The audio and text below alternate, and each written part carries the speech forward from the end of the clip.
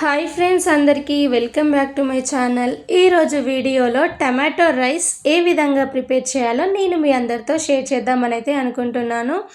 Simple and టేస్టీగా చేసేసుకోవచ్చండి tomato rice అయితే. మన పిల్లలు ఇప్పుడు స్కూల్కి వెళ్తున్నారు కాబట్టి లంచ్ బాక్స్లోకి ఏం ప్రిపేర్ చేయాలి అని అయితే పేరెంట్స్ అయితే ఆలోచిస్తూ ఉంటారు కదా. టమాటోస్ ఉన్నాయంటే చాలండి, ఇట్లా సింపుల్గా టమాటో రైస్ అయితే చేసేసుకోవచ్చు.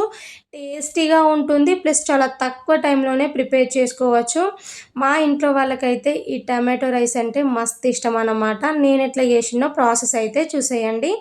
నేనైతే ముందుగానే రైస్ అయితే ఉడికించి అయితే పక్కన పెట్టేసినాను. ఎప్పుడైనా టమాటో రైస్ చేస్తున్నామంటే రైస్ అనేది ఇట్లా పొడి పొడిగా ఉండాలండి. మరీ మెత్తగా ఉంటే అంతగా బాగోదు కాబట్టి ఇట్లా పొడి పొడిగా రైస్ అయితే వండేసుకొని ఇప్పుడు ఈ రైస్ని అయితే రెడీగా పక్కన పెట్టేయండి. మిక్సీ గిన్నెలోకి అయితే 1 కప్పు వరకు టమాటో ముక్కలను అయితే వేసేసినాను. అలాగే 5 నుంచి 6 వరకు ఎండుమిర్చిని కూడా వేస్తున్నాను. ఈ ఎండుమిర్చి వేస్ట్ చేయడం వలన టేస్ట్ చాలా బాగుంటుంది, ప్లస్ టమాటో రైస్ కలర్ కూడా చాలా బాగుంటుందన్నమాట.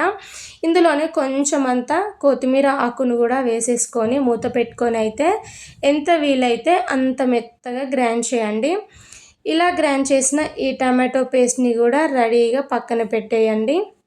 సో నేనైతే 1/2 kg రైస్కి సరిపడానైతే ఈ టమాటో ప్యూరీని అయితే ప్రిపేర్ చేసినాను.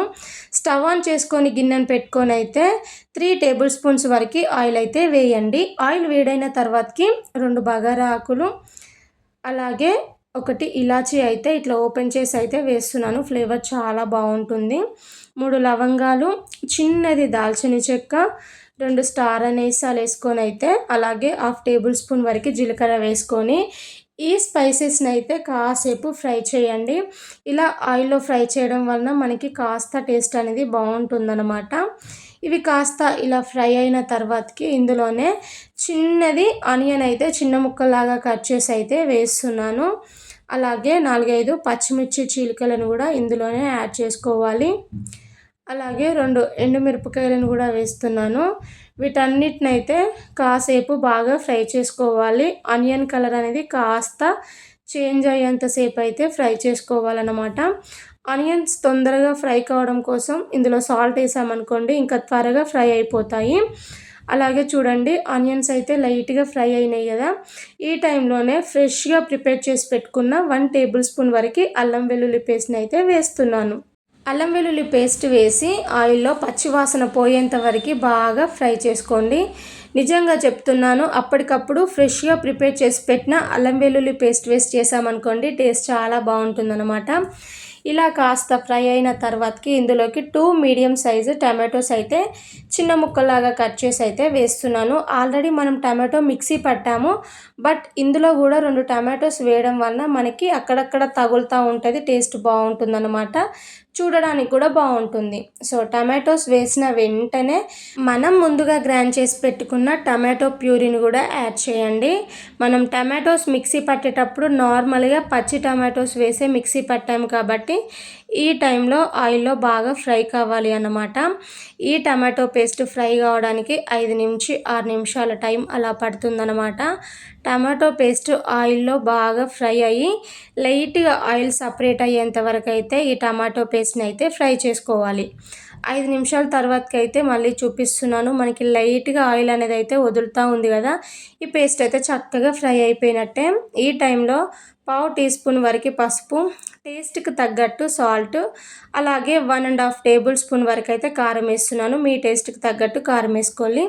అలాగే 1/2 టేబుల్ స్పూన్ వరకు ధనియా పౌడర్, కొంచెం అంతా కొత్తిమీర ఆకును వేసుకొని ఇప్పుడు మనం వేసిన ఈ స్పైసెస్ అన్నిటిని ఇంకొక 2 నిమిషాల పాటు ఈ టమాటోతో పాటు ఫ్రై చేయండి.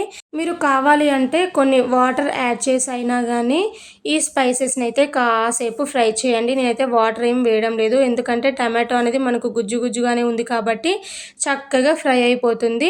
సో చూసిలా ఫ్రై అయిన తర్వాతకి టమాటో పేస్ట్ కూడా కాస్త ఇట్లా దగ్గర పడుతుందన్నమాట. ఈ టైంలోనే మనం ముందుగా ఉడికించి కాసేపు చల్లార్చి పెట్టుకున్న రైస్ని అయితే వేస్తున్నాను. మనం వండిన వెంటనే వేసామనుకోండి కాస్త మెత్తగా ఉంటుంది. వండి కాసేపు చల్లారబెట్టుకున్నాక వేసామనుకోండి రైస్ అనేది పొడి పొడిలాడుతూ మంచిగా ఉంటుందన్నమాట.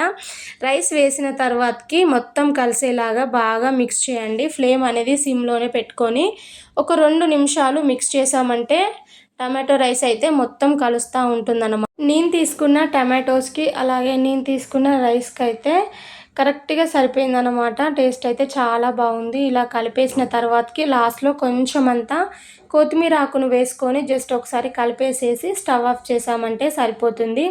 ఫైనల్లీ ఇంకేముందండి, మనం ఎదురు చూస్తున్న టమాటో రైస్ అయితే కంప్లీట్ అయిపోయింది. పిల్లలకైతే లంచ్ బాక్స్లోకి అయితే ది బెస్ట్ రెసిపీ అనే చెప్పగలను. ఎందుకంటే చాలా తక్కువ టైంలోనే ప్రిపేర్ చేసుకోవచ్చు. ఇన్ కేస్ కావాలి అంటే నైట్ మిగిలిన రైస్ ఉంటుంది కదా, రైస్తో చేసినా కానీ చాలా బాగుంటుందన్నమాట. సో ఐ హోప్ ఈ వీడియో మీ అందరికీ నచ్చిందనే అనుకుంటున్నాను. నచ్చితే లైక్ చేయండి, షేర్ చేయండి, కామెంట్ చేయండి. మరిన్ని వీడియోల కోసం మన ఛానల్ని సబ్స్క్రైబ్ చేసి సపోర్ట్ చేయండి. మరొక సరికొత్త రెసిపీతో మళ్ళీ మీ ముందుకు వస్తాను. అప్పటి వరకు వెయిట్ చేయండి. Take care, bye bye. Thank you for watching friends.